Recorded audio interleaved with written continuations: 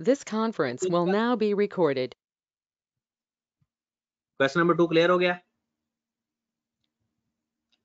उसके बाद question number 5 पे चलते हैं। लिखा हुआ है अ बैंक चार्ज मार्कअप 0.39 एक दिन का 1000 रुपए के ऊपर। वो कहता है रेट क्या होगा। हमें उसने मार्कअप बता दिया, मतलब इंटरेस्ट की अमाउंट बता दी। मार्कअप से क्या मुराद है, उसने हमें इंटरेस्ट की अमाउंट बता दी जो कि बराबर होता है I is equal to PRT। Interest उसने बता दिया 0.39 1000 रुपए के ऊपर। रेट फाइंड करना है और टाइम है 1 दिन। टाइम कितना है 1 दिन, और हमने उसको लिखना है पर एनम में। तो यहां से हम रेट फाइंड कर लेते हैं। करो जरा रेट फाइंड। जो डिवाइड हो रहा है वो मल्टीप्लाई कर दें, जो मल्टीप्लाई हो रहा है वो डिवाइड कर दें, तो हमारे पास आर आ जाएगा। तो आर हमारे पास आ गया 0.39 मल्टीप्लाइड बाय 365 डिवाइडेड बाय 1000।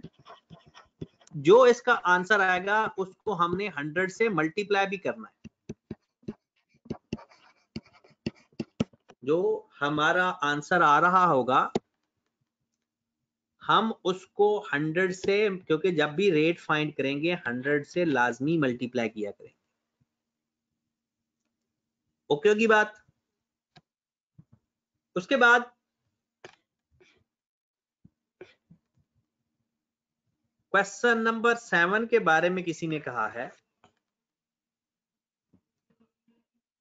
ये वैसे क्वेश्चन हमने किया हुआ है। How long will it take for a sum of money to double itself. कहता है कितने टाइम में पैसा डबल हो जाएगा।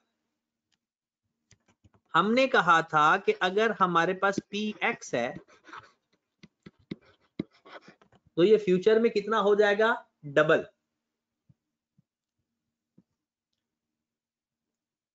रेट बताया हुआ है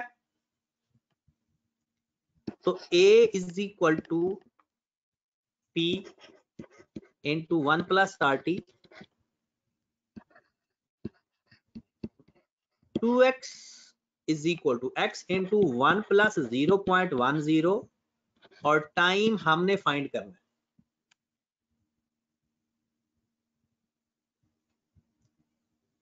टाइम हमने फाइंड करना है। ओके होगी बात।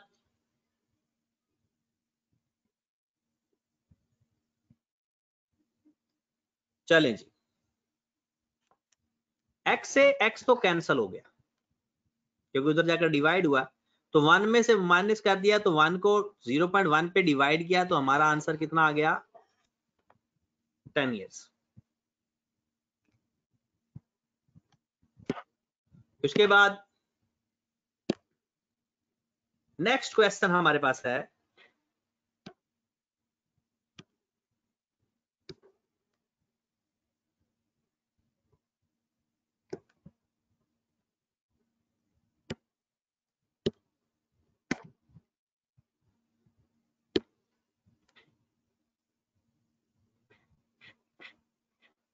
नेक्स्ट क्वेश्चन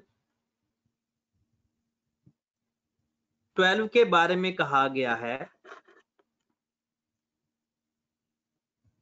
कि इसका आंसर 30 आ रहा है, लेकिन यहां पर पीछे आंसर 20 दिया हुआ है। 20 भी ठीक है और जो 30 आया है वो भी ठीक है। ये 20 क्यों आ रहा है ये भी बात कर लेते हैं, और 30 क्यों आ रहा है ये भी हम बात कर लेते हैं। इससे पहले तो कोई क्वेश्चन नहीं है ना जो आपको करवाना हो। 12 से पहले तो कोई क्वेश्चन नहीं है। चलें जी। A sum of money would double itself in 10 years। कहता है 10 सालों में पैसा डबल हो जाता है 10 सालों में। The number of years it would be 4 times is।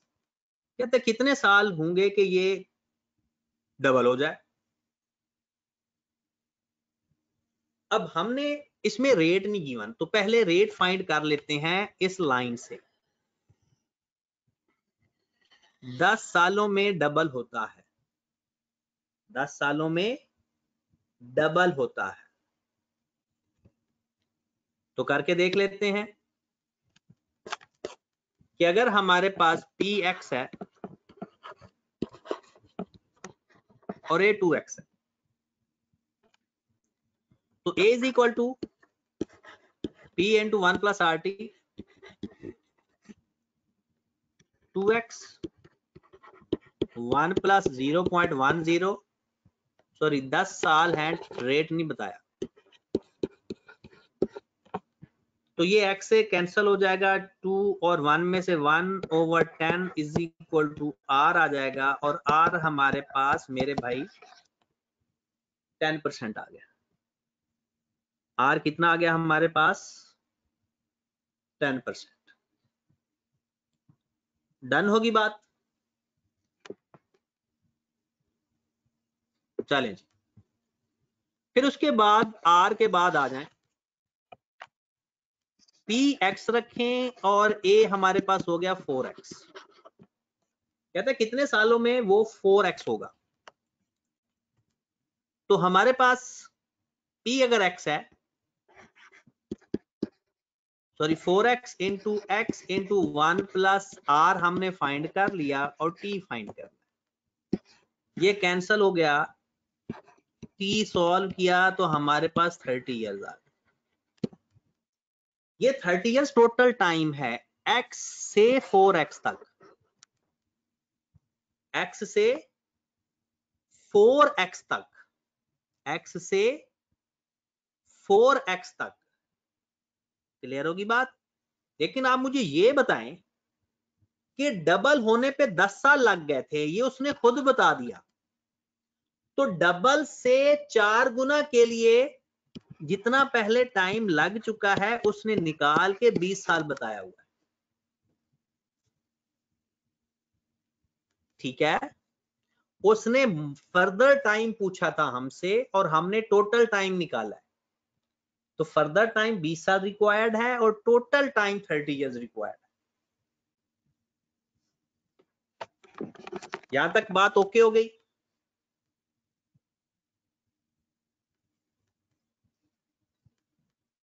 आगे चलते हैं फिर।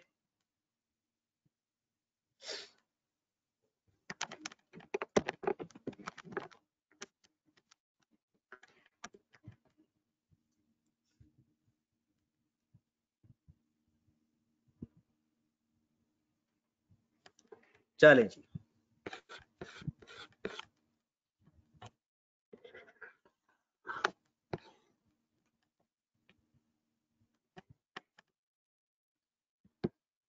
अगला सवाल 13 हो गया सबका। क्वेश्चन नंबर 13 सबका हो गया या किसी की जरूरत है? क्वेश्चन नंबर 13 बताते जाओ, किसी को करवाना है तो करवा देता हूं, वरना मैं 14 पे जा रहा हूं।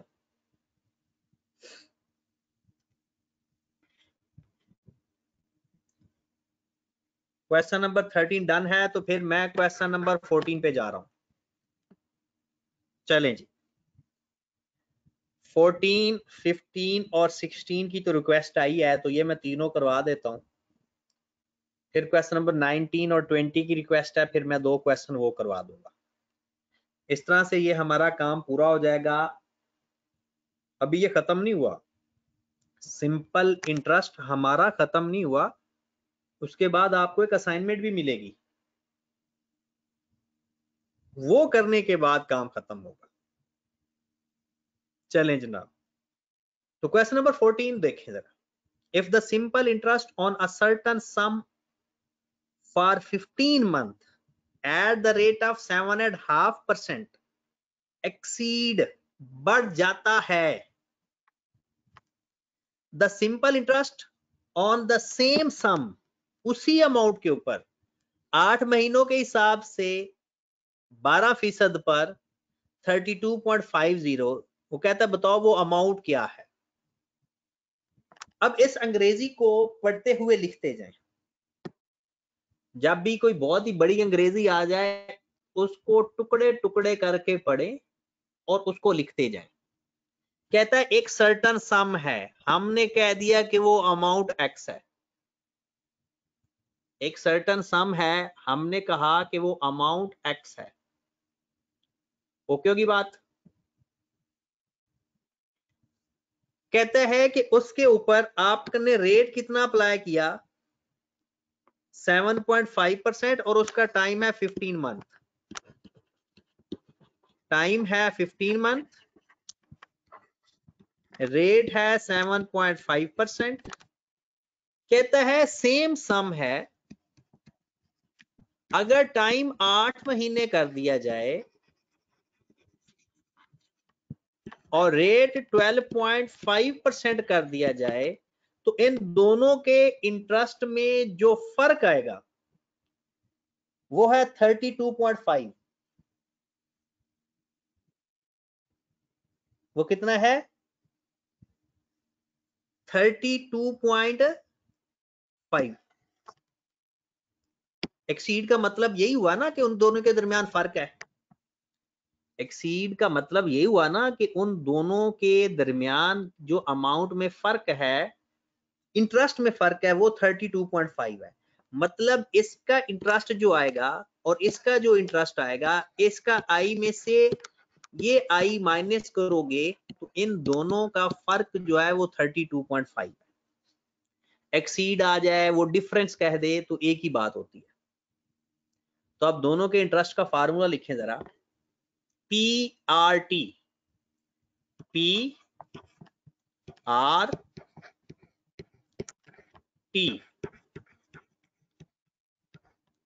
माइनस इसका फिर P,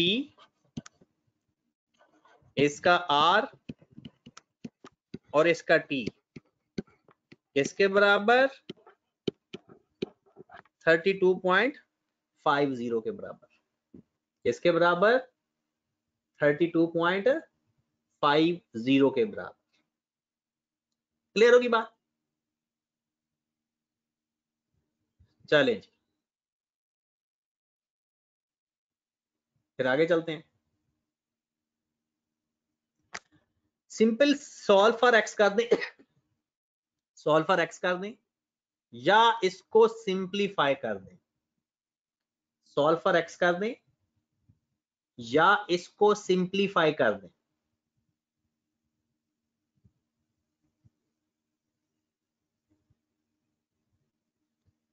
जी जरा करो जरा सॉल्व इसको, ये सॉल्व फॉर एक्स करके बता दो मुझे। या सॉल्व फॉर एक्स कर दो या इसको जैसे मर्जी आप सॉल्व कर लो।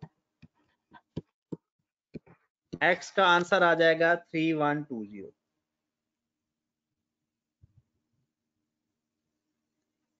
एक्स का आंसर कितना आ जाएगा, 3120।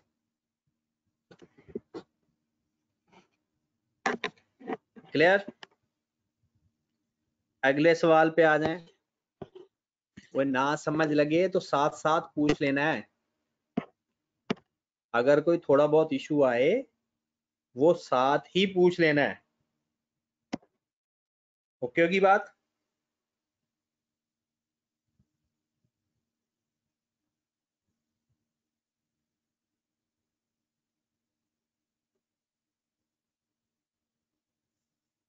चलें जी,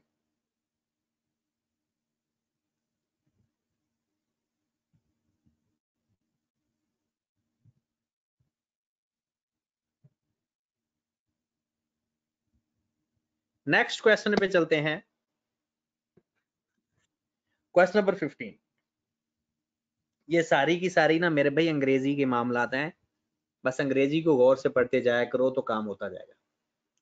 लिखा हुआ है certain some is invested for T years. कोई अमाउंट है, हमने उसको टी टाइम के लिए इन्वेस्ट कर दिया। अब वो कहता है कि it amount to ₹400 at 10% simple interest, कि वो 400 रुपया हो जाती है अगर हम उसको 10% के हिसाब से इन्वेस्ट करें। और अगर उसी अमाउंट को इन्वेस्ट करो 4% के हिसाब से, वो कहता है वो 200 आती है। कहता है टाइम बता दो इन दोनों का। हमने क्या बताना है? टाइम। अब जरा गौर फरमाएं कि अमाउंट एक ही है। अगर 10% के हिसाब से इन्वेस्ट करो तो 400 हो जाती है, और अगर 5% के 4% के हिसाब से इन्वेस्ट करो तो यानी 200 हो जाती है। अगर मैं इन दोनों का पी फाइंड करूं, यानी अगर इसके में पी की बात करूं 400 वाले पी की, तो ये आएगा 400/1 प्लस RT। तो ऐसा ही होता है ना, 1 प्लस RT। ठीक होगी बात?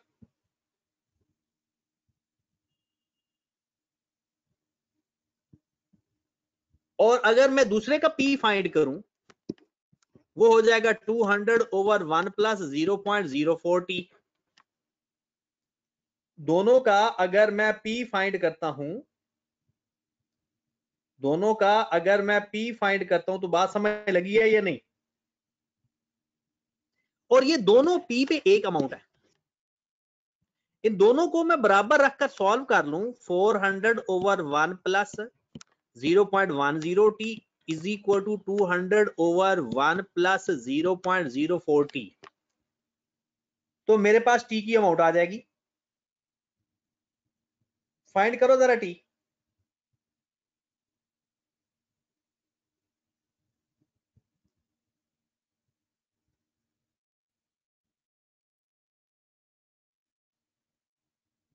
टी मुझे फाइंड करके दे दो, 50 साल आ गया। ये बात अब सबको क्लियर हो गई? अब आ जाओ क्वेश्चन नंबर 16 के ऊपर।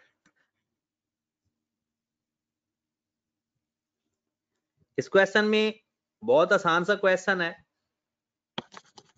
सिर्फ उसने अंग्रेजी थोड़ी सी ज्यादा इस्तेमाल कर दिया, जिसकी वजह से कुछ स्टूडेंट्स को इस बात की समझ नहीं लगी होगी।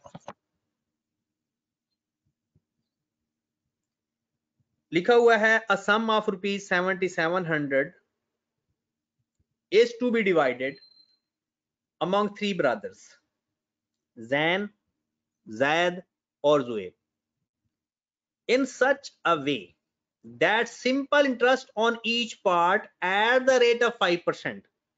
कहता है जो पैसे हम उनको देंगे, अगर उसका हम सिंपल इंटरेस्ट फाइंड कर लें 5% के हिसाब से, पहले का 1 साल के लिए, दूसरे का 2 साल के लिए, तीसरे का 3 साल के लिए, लेकिन वो आंसर आएगा इक्वल ही। ये उसने कंडीशन बताई है जिससे हमारा सवाल हल होगा। फिर वो कहता है कि बताओ फिर जैन का शेयर जुएब से कितना ज्यादा होगा। मतलब वो पूछ रहा है जैन और जुएब का डिफरेंस, के उनके दरमियान में फर्क क्या होगा। हम क्या कर लेते हैं, लिख लेते हैं जैन, जैद और जुएब। हम एक बंदे को एक्स दे देते हैं, एक को वाई और एक को जी। एक को एक्स हिस्सा, एक को वाई और एक को जी। और वो खुद कह रहा है कि टोटल हिस्सा कितना है, एक्स प्लस वाई प्लस जी 7700, क्योंकि हमने डिस्ट्रीब्यूट तो 7700 ही करना है ना। हमने सब में जो डिस्ट्रीब्यूट करना है वो 7700 ही करना है। डन होगी बात? चलें जी। उसके बाद फिर इस रेट ऑफ इंटरेस्ट सबका 5% है। रेट ऑफ इंटरेस्ट सबका 5% है। डन होगी बात? जैन का 1 साल, जैद का 2 साल और इसका 3 साल। कहता है इन तीनों का जो इंटरेस्ट आएगा ना वो बराबर आएगा। यानी इसका मैं इंटरेस्ट का फार्मूला क्या होता है, PRT, P into R into T। ये इसके इंटरेस्ट के बराबर होगा, P into R into T। और इन तीनों का इंटरेस्ट आपस में बराबर होगा और हमने तीनों का इंटरेस्ट का फार्मूला लगाया और तीनों को आपस में बराबर रख लिया। यहां तक ओके है। और एट द एंड हमने क्या करना होता है, जब तीन इक्वेशन इक्वल आ जाए ना, उसका एक रूल याद रख ले। जब भी तीन इक्वेशंस इक्वल आ रही हों तो उसका एक रूल होता है कि किसी एक इक्वेशन को बाकी दो इक्वेशन के बराबर रखकर सॉल्व करना होता है। जब तीन इक्वेशंस बराबर आ जाएं, ये सैफुल्ला बार बार आपका इनकमिंग और आउटगोइंग हो रही है, क्या मसला है सैफुल्ला आपको? सैफुल्ला आपके क्लास में एग्जिट और एंट्री बार बार हो रही है, अपने नाम के साथ रोल नंबर लिखें प्लीज। सैफुल्ला भाई आप अपने नाम के साथ रोल नंबर लिखें।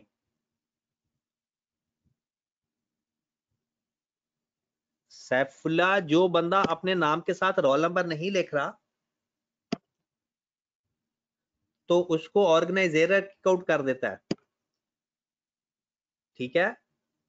हर बंदे को चाहिए कि अपने नाम के साथ अपना रोल नंबर लाजमी लिखे। जितने भी लोग हैं वो अपने नाम के साथ अपना रोल नंबर लाजमी लिखा करें, इसलिए ऑर्गेनाइजर को कोई परेशानी नहीं होगी। चलें जी,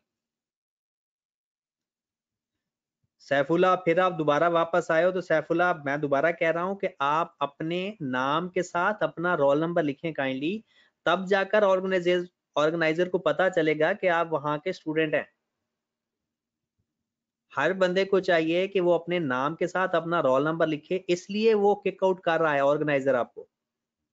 किसी भी बंदे का बगैर रोल नंबर के नाम ना हो ताकि उनको आसानी हो और आप लोगों के लिए कोई परेशानी ना हो। चलें जनाब, अब क्या करेंगे हम, किसी एक इक्वेशन को बाकी दो के बराबर रख लो। इस इक्वेशन को इसके बराबर भी रख लेते हैं और इस इक्वेशन को इसके बराबर भी रख लेते हैं, ठीक है?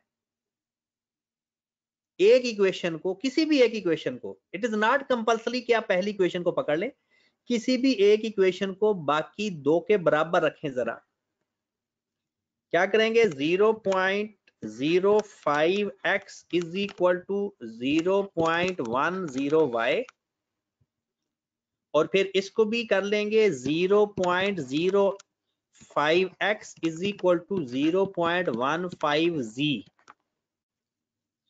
डन। इसको मजीद सिंप्लीफाई कर लें,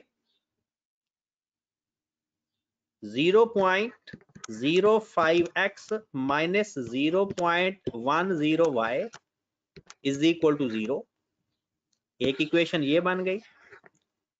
0.05x minus 0.15z is equal to 0, एक इक्वेशन ये बन गई। और एक इक्वेशन हमारे पास ऊपर मौजूद है। कैलकुलेटर निकालें जरा, अपना कैलकुलेटर निकालें।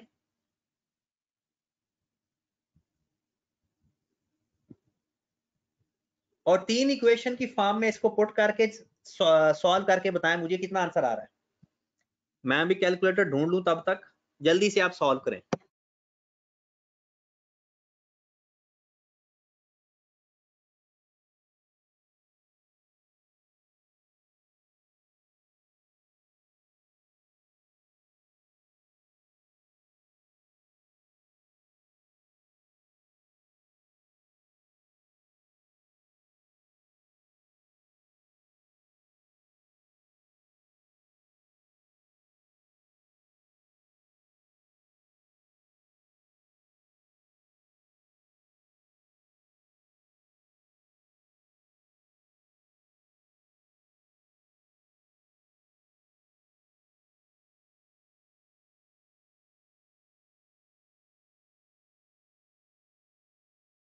जनाब आंसर आ गया या नहीं?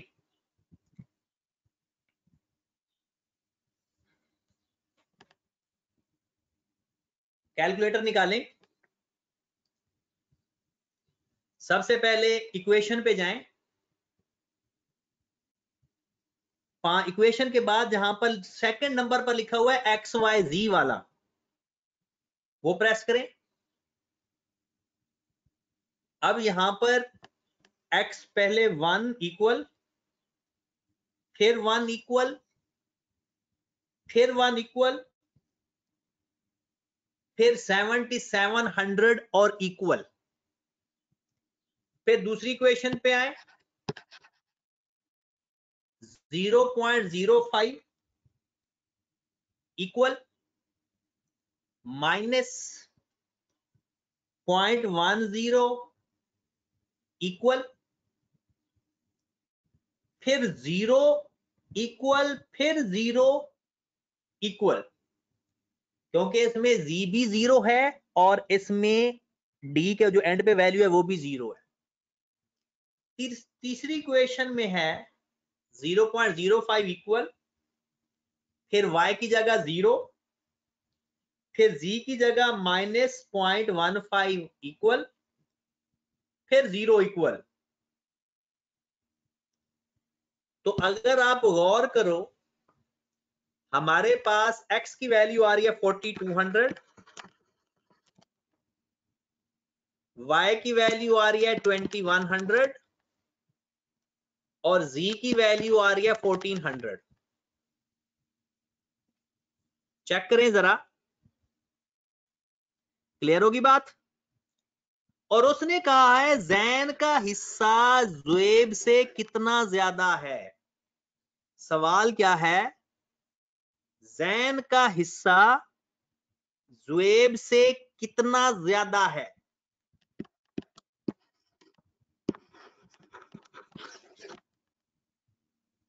जैन का हिस्सा ज़ुएब से कितना ज्यादा है, 2800। इन दोनों का डिफरेंस लिया है। वो बात समझ लगी, कैलकुलेटर में पुट करना आ गया सबको या नहीं। जब 3 वेरिएबल्स हों तो 3 इक्वेशंस लेकर चलते हैं। तो जनाब आपको कैलकुलेटर में पुट करना आया या अभी कोई मसला है तो बताएं। डन हो गया सबका। हारिस भाई कहते हैं रिपीट कर दें। हारिस भाई अपना कैलकुलेटर निकालें, अपना कैलकुलेटर निकालें। निकाल लिया, मॉड प्रेस करें। मॉड के बाद इक्वेशन नजर आ रहा होगा 5 नंबर पे, इक्वेशन प्रेस करें, फिर 2 प्रेस करके इक्वल प्रेस कर दें। बल्कि 2 प्रेस कर देंगे तो वो आ जाएगा। आपके कैलकुलेटर में ABCD लिखा नजर आएगा ऊपर। डन। पहली इक्वेशन पुट करें, 1 इक्वल, फिर इसका 1 इक्वल, 1 इक्वल, फिर 7700 इक्वल। ये पहली इक्वेशन आपकी पुट हो गई। फिर आ जाए दूसरी इक्वेशन पे, 0.05 इक्वल, फिर माइनस 0.10 इक्वल, फिर 0 इक्वल और फिर 0 इक्वल। ये आपकी दूसरी इक्वेशन पुट हो जाएगी। तीसरी इक्वेशन में जाएं, 0.05 इक्वल, माइनस नहीं, फिर 0 इक्वल, क्योंकि यहां पर y नहीं है, 0 इक्वल, माइनस 0.15 इक्वल और एंड पे 0 इक्वल। 0 इक्वल के बाद दोबारा फिर आप इक्वल प्रेस करो। एक दफा इक्वल प्रेस करोगे x की वैल्यू आएगी, फिर इक्वल प्रेस करोगे y की वैल्यू आएगी, फिर इक्वल प्रेस करोगे z की वैल्यू आ जाएगी। और चेक करो z की वैल्यू आ गई है या नहीं।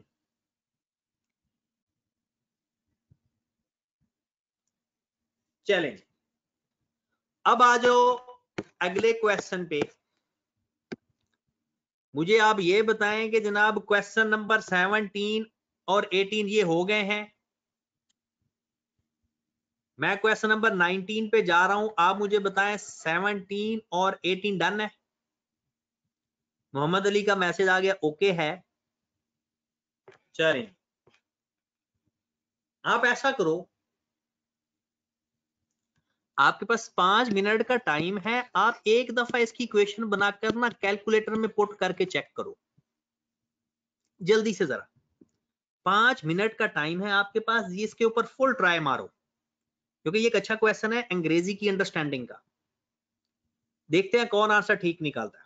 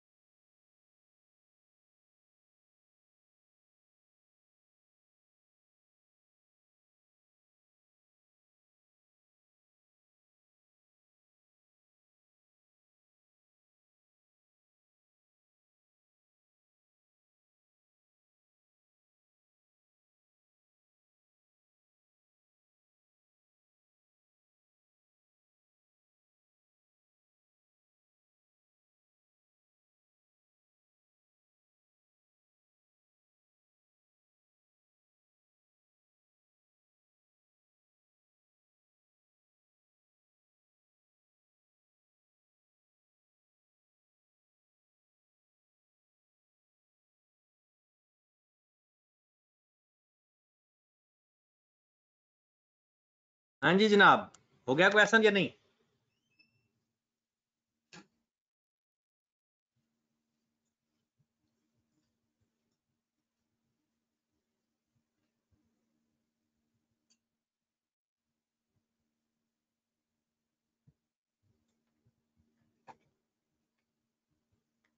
क्वेश्चन हुआ या अभी तक नहीं हुआ?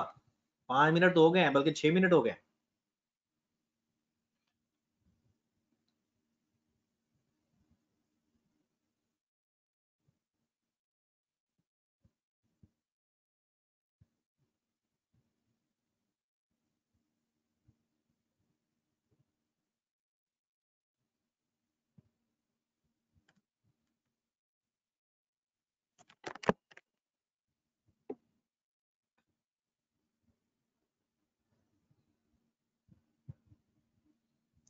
नहीं हुआ? चलो फिर गौर फरमाएं, आ जाओ जरा, अंग्रेजी पे बस गौर करना है। An investor receive 5700 interest. ये जो 5700 है ये हमारा इंटरेस्ट है 3 स्टॉक के ऊपर, एक 4% के हिसाब से, एक 5% के हिसाब से और एक 8% के हिसाब से। मतलब एक 4% के हिसाब से, 5 और 8%, 3 हमारे पास हैं। हम लेट कर लेते हैं, एक x है, दूसरा y है, तीसरा z है। डन। और तीनों का टाइम 1 साल है, क्योंकि 1 साल का इंटरेस्ट उसने दिया हुआ है। इसका इंटरेस्ट क्या आएगा? P R T। इसका भी P R और T, और इसका भी P R और T। ये इंटरेस्ट आ गया तीनों का हमारे पास। डन। कहता है इन तीनों का इंटरेस्ट 5700 है। This plus this plus this, total interest मतलब 0.04x plus 0.05y plus 0.08z, ये टोटल 5700 है। ये उसने खुद बता दिया। ओके होगी बात? और नेक्स्ट, फिर उसने हमें बताया अगली कंडीशन के 4% वाली अमाउंट 5% वाली अमाउंट से 20,000 ज्यादा है। 4% वाली अमाउंट मतलब x और y का जो डिफरेंस है वो 20,000 है, क्योंकि x 4% वाली अमाउंट है और y 5% वाली अमाउंट है। उसने कहा है कि x जो 4% वाली अमाउंट है वो 5% वाली अमाउंट से 20,000 ज्यादा है। ये अंग्रेजी में लिखा हुआ है, पढ़ के देख लो।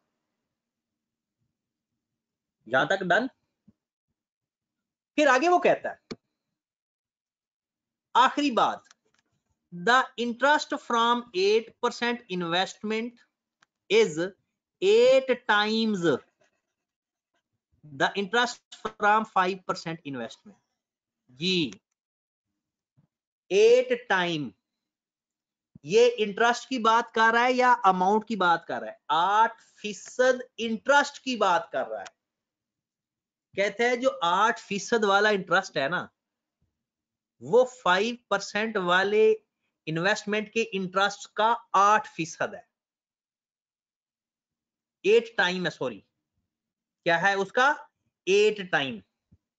मतलब ये है 8% वाला इंटरेस्ट, ये है 5% वाला इंटरेस्ट। और वो क्वेश्चन के अंदर क्या कह रहा है? 8% वाला इंटरेस्ट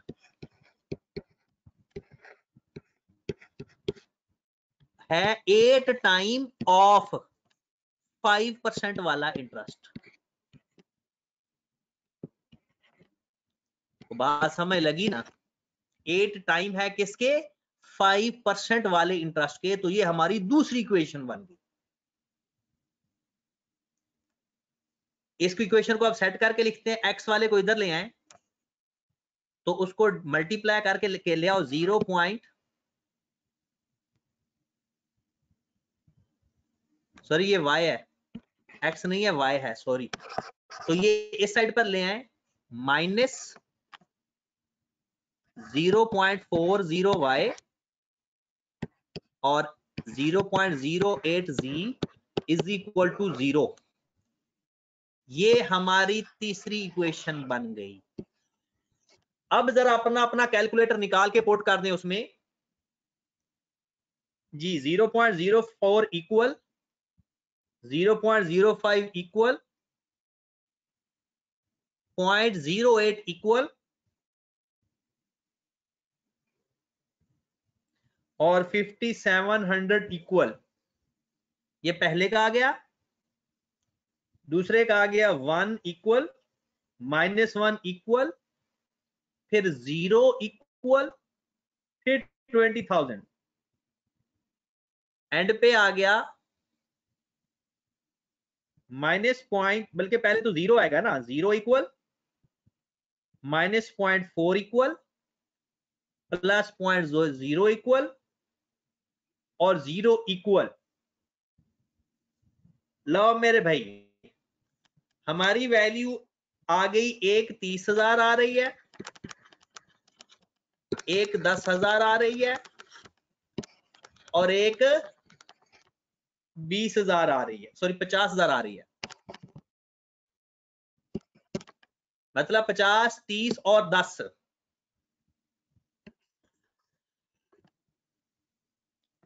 ये हमारा आंसर आ गया जनाब।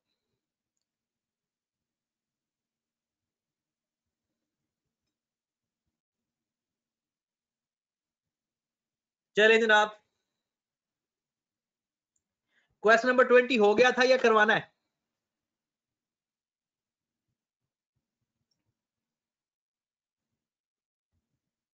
क्वेश्चन नंबर 20 के बारे में जल्दी से बताओ। हो चुका है? उर्वा का हो गया है, बाकी किसी का? मोहम्मद अली, मतलब डन है। ये तो सिंपल इंटरेस्ट का क्वेश्चन है, सिंपल इंटरेस्ट का क्वेश्चन है। 275,000 हमारा पी है, रेट है 12%, क्योंकि उन्होंने 3% बताया था पर क्वार्टर का। तो क्वार्टर के इंटरेस्ट को हमने 4 से मल्टीप्लाई किया और उसने पूछा भी है पर क्वार्टर का इंटरेस्ट, और पर क्वार्टर मतलब 1/4। एक क्वार्टर में, एक साल में 4 क्वार्टर होते हैं ना, तो ये हमारा आंसर आ जाएगा इस तरह। ओके की बात। अच्छा मुझे बताओ, इंग्लिश की क्लास रात कितने बजे होती है आपकी?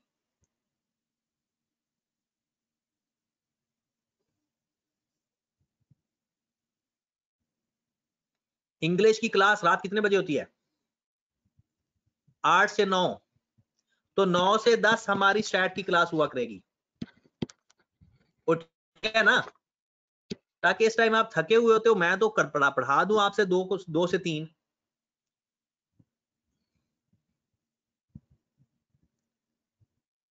ठीक है, तो आप हम ना कल उसमें से कह देना कि 8 से 9 कर दें क्लास, 9 से 10 हम कर लेंगे। ये फिर लेट हो जाएगी ज्यादा, 9:30 से 10:30 ज्यादा लेट हो जाएगी। आज आपने मिस से अपनी मिस को मैसेज करना है कि मिस काइंडली 8 बजे एग्जैक्ट क्लास शुरू कर दें, ठीक है? और 9 से 10 हम शुरू कर देंगे। और या मिस से कहना कि अगर उनको ये टाइम शूट ना करे तो मिस से कहना कि सुबह फिर क्लास 10 से 11 कर लें। सुबह 9 से 10 भी मेरे पास टाइम होता है फ्री, या रात के 9 से 10 या सुबह के 9 से 10, जिस टाइम आप कहोगे वैसे कर लेंगे। आज रात को 9 से 10 क्लास होगी, ठीक है? मिस से कम्युनिकेट कर ले, आपसे कोई बंदा, मिस से आप में से कोई बंदा कम्युनिकेट कर ले कि अगर सुबह 9 से 10 वो 10 से 11 क्लास कर लें, तो हम सुबह 9 से 10 क्लास कर लेंगे या रात को 9 से 10।